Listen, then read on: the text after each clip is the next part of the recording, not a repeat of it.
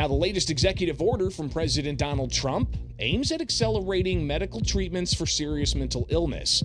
Signed Saturday in the Oval Office, that order calls for new medical research and treatments based on psychedelic drugs, directing the Food and Drug Administration to fast-track review of certain breakthrough therapies of psychedelics and signaling new support for drugs like ibogaine and other compounds to treat post-traumatic stress disorder, depression, and addiction, especially among those veterans in the United States. Here's what President Donald Trump had to say Saturday. This order will clear away unnecessary bureaucratic hurdles, improve data sharing among the FDA and the Department of Veterans Affairs, and facilitate fast rescheduling of any psychedelic drugs that become FDA approved. And we think many of them will go very quickly. And veterans with traumatic brain injuries underwent, it's called ibogaine treatment. Ibogaine. Remember the name. Is that pronounced relatively properly, would you say? Yes. I don't want to get it wrong. Ibogaine, because it's so important, and experienced an 80 to 90% reduction in symptoms of depression and anxiety within 1 month. Can I have some, please? I'll take it. I'll take whatever it takes. I don't have time to be depressed. You know, if you stay busy enough, maybe that works too. As you saw, right behind the president was popular podcaster and comedian Joe Rogan, who's championed this issue for years. He said that he shared with the president statistics of people who've used such treatments with psychedelic drugs like ibogaine or other types of drugs, helped with their depression and substance abuse. I sent him that information. The text message came back, sounds great. Do you want FDA approval? Let's do it. And it was literally that quick. These drugs are illegal not because they're harmful. They're illegal because of the 1970 Controlled Substances Act that was passed by the Richard Nixon administration. They did it to target the civil rights movement and the anti-war movement. It's not because these drugs harm people. And for 56 years, we've lived under those terrible conditions. We're free of that now. We're free of that now. Thanks to all these people that we see next to me, and thanks to President Trump. So how are taxpayers impacted? Well, directly from the order, the president directs the Secretary of Health and Human Services through the Advanced Research Project Agency for Health to allocate at least $50 million from existing taxpayer funds to support and partner with state governments that have enacted or are in the process of developing programs to advance psychedelic drugs for serious mental illness, including through federal funding, technical assistance, and data sharing as appropriate and consistent with applicable law. So taxpayers will be paying for this through some federal agencies to boost psychedelic research of MDMA-assisted psychotherapy, psilocybin, some refer to it as magic mushrooms, and ibogaine. Now, joining us to discuss this further is Eric Lionheart, the decorated Air Force combat controller and founder of the First There Foundation. Eric, I gotta say, it wasn't on my bingo card for over the weekend to wake up Saturday and see Joe Rogan standing behind President Trump talking about psychedelics. Before we get your reaction to that, I want you to just give us a brief intro on your service and what brings you up here to us today. Well, thank you for having me. Sure. A quick intro is I was an Air Force combat controller, which a lot of people do not know what that is. And to make it super quick, you take a Green Beret and a Navy SEAL, you smash them together, and you get one combat controller. There's about 300 to 350 of us per year, active duty. Now, the combat controller, what makes it so special and so limited out there in the Department of War is because we control the airspace. Anything that flies, we control. So let's just call that the fourth dimension. When we're not in a firefight, we're just a team. We're either breaching, driving, manning heavy weapons. You're just a team guy. And in Afghanistan, for example, where all my fighting was done, as soon as firefights kicked off or if someone was injured, I was calling on the radio, fighter jets, drones, bombers. If someone was injured, a medevac, like I said earlier. So the combat controller is very specialized. We only work with special forces. And I think that's why a lot of people don't know about us. And also the Air Force, for whatever reason, their PR doesn't like to advertise our capabilities. So it's pretty remarkable the things I imagine that you've witnessed, that you've experienced, that you and your fellow soldiers in arms have experienced. Bring us to today. Here we are. We hear the president talking about Ibogaine. I never thought I'd hear a president talk about Ibogaine, let alone say, "Can I have some?" That's just one of these treatments that have been around for a while. How are these treatments beneficial or problematic for veterans suffering from PTSD, from veterans who are suffering from substance abuse or suicidal ideation? Well, I'm with you. My phone was blowing up on Saturday. People were telling me to turn on the TV because the president was talking about it. So, ibogaine is a little bit heavier plant medicine, as I like to call it, where for heavy addictions, opioids, and heavy addictions like heavy drinking, stuff like that. And the people that he had in the Oval Office, they spoke about that.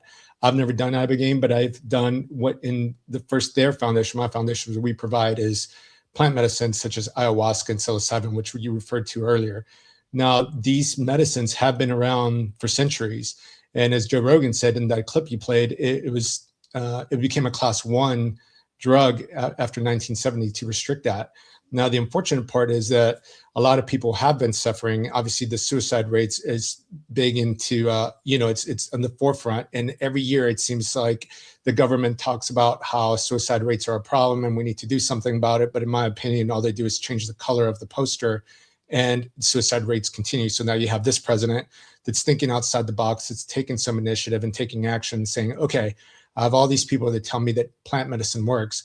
Well, let's give it a shot. So, I mean, it's a historic day, and it's huge for people like myself that have struggled with PTSD, depression. For me, it was survivor's guilt as well.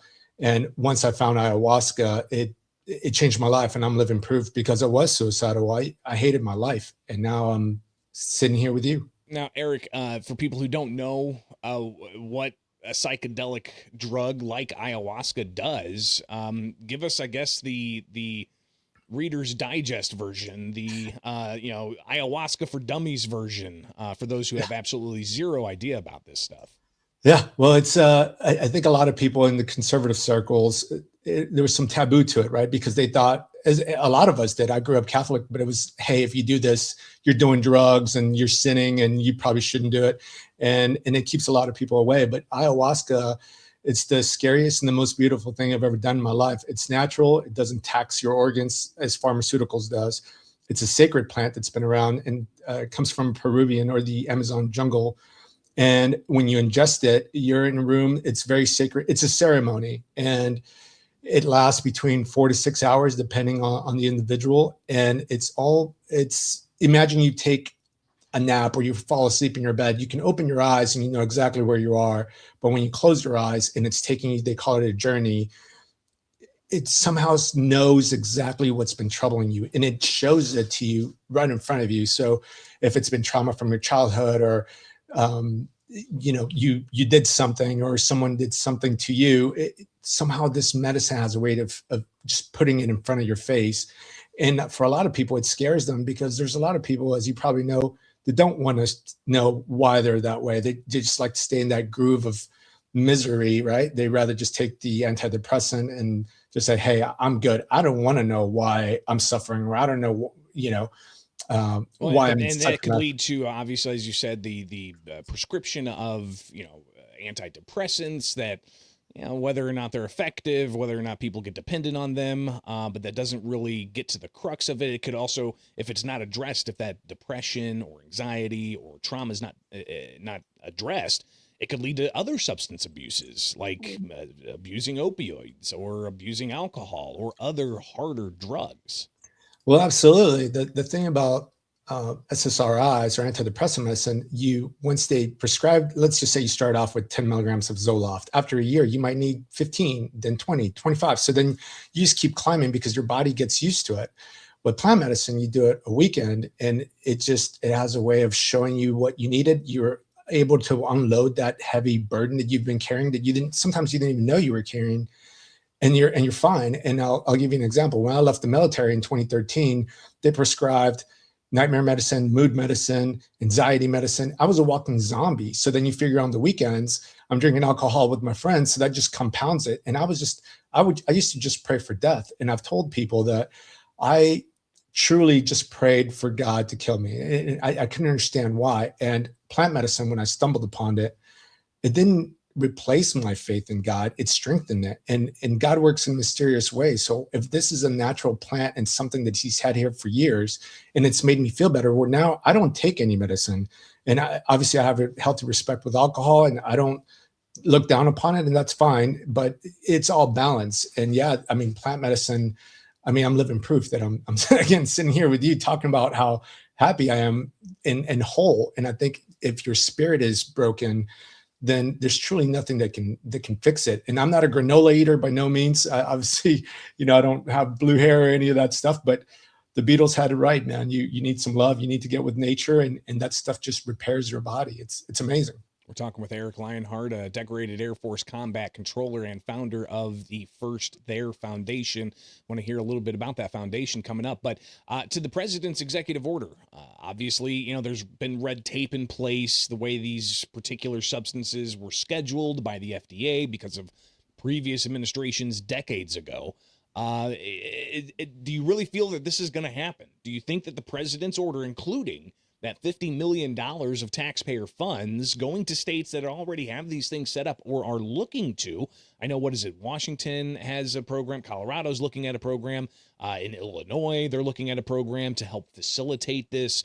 Do you really think that this is something that's going to happen rapidly, as the president says Saturday he's looking to make happen with his executive order? Well, with a president, you never know. But I think you needed a conservative president that said, yes, I believe in this. I think we should make it, look into it, review it. Let's expedite it, as he said. And he has some heavy weight, talking to Bobby Kennedy up there. And I think it will. I don't think it's going to happen tomorrow, maybe in a year and a half. But I mean, that's great. And now that it's coming even more mainstream, that we're talking about plant medicine, it doesn't have that negative taboo to it, that negative connotation. So I think it'll be a lot faster than people expect, for sure. What are you hearing from the veteran community? Obviously, you've shared your story, right? Have you worked with and helped others find this? And where are you finding it? Are you having to travel outside of the country to actually tap into these types of treatments? Well, the veteran community, like I said, on Saturday, people were just blowing up my phone telling about how great this is. And we have treated people through our flagship program called Operation Soul Rescue. And I had a friend of mine in the last ceremony we took him on. He was going to kill himself, and he pulled me aside and said, "Hey, man, if this doesn't work for me, I'm doing this out of respect for you. But if this doesn't work, I'm checking out as soon as we get back." This time we went to Mexico, but yeah, we have a facilitator that administers the medicine. There is a loophole, if you will, under the Religious Act here, where you can take it because it's a sacrament, right? The freedom of religion. But yeah, as far as the veteran community, they're excited because if you figure for the last 50 years, as you said, everybody's just been on the usual, right? You talk to your psychologist, you take your antidepressant medicine, and you're just living life in this Groundhog Day. And now that you have this other tool that people are bringing up to the forefront, then it'll just help get it out there. And if people can take it and then change their lives in a weekend or maybe two, then I mean, the ripple effects of having someone that's solid and whole, it's going to be amazing, right? I mean, my biggest marker for our foundation is like, if we can change the lives of one person, that's one mom, one dad, it doesn't matter, it'll ripple down the line. So that's successful for us. Well, I definitely want you to share a little bit more about the First There Foundation, but to those who may have concerns of psychedelics becoming habit forming, is that something, especially like with ibogaine? Is that something that's habit forming? Is the experience you have 6 to hours or so of a ayahuasca journey, as you called it? Is that something that's habit forming? No, I don't think. And why not? Why not? Why isn't it habit forming? Yeah, because it's like I said earlier, it's the most terrifying and beautiful thing I've ever done. But no, it's not. For example, when people drink alcohol, they drink it and they feel good and they're buzzing and they're dancing, whatever it may be. So they do it every weekend or however often, and it becomes habit. It becomes a habit. When you do this type of medicine, it is No, I think if someone abused it, now can people abuse it? Sure, you can abuse anything, but no, it's not habit forming. And when you talk about the journey lasting 46 hours, it's not like you're laying there screaming your eyes out. I mean, some of it might show you things from your childhood that you really loved, or it'll show you. For me, it was a lot of my dead friends that were killed in action, and I just got to chat with them and say, "Hey, man, I love you, and it was good to see you, and I'm sorry that this happened." It just helps repair the soul. But no, it's not habit forming. Now, there's a lot of people that now, as this hits the mainstream more, I'm sure there's going to be some bad actors that are going to take it and say, "Hey, I can give it to you," and just administer, but it should be respected, and it's very sacred for sure. And again, it looks like at least what the president's looking to do is to facilitate and fund certain programs that have that facilitation, where it's not just giving it to somebody, it's under a very controlled psychotherapy type of setting, where there's going to be administrators and then some analysis and talk therapy afterwards. And this is kind of the what we've seen being proposed in different states that are looking to do this. So it'll be interesting to watch this. Eric Lionheart, of course, greatly appreciate you being here. Tell us about the First There Foundation. Yeah, well, thank you. First There was born out of necessity because a friend of mine and teammate killed himself 6 months after leaving the teams. And then 2 months later, another teammate of ours was going to do the same thing. And again, like I said, Operation Soul Rescue, you got to repair the soul. And we treat people with plant medicine, mainly ayahuasca and psilocybin, where they can get in there and figure out what their trauma is. It's life changing. We need obviously your viewers and people's help because we're a small nonprofit, but I think with the president's message, we're going to get a lot more people to look into us and hopefully help us fundraise, because that's what we need to take care of these individuals. But it's a great thing that allows people to have joy in their lives. Eric Lionheart, hopefully we can talk about this a little bit later on as we see this continue to unfold. Greatly appreciate you taking the time with us.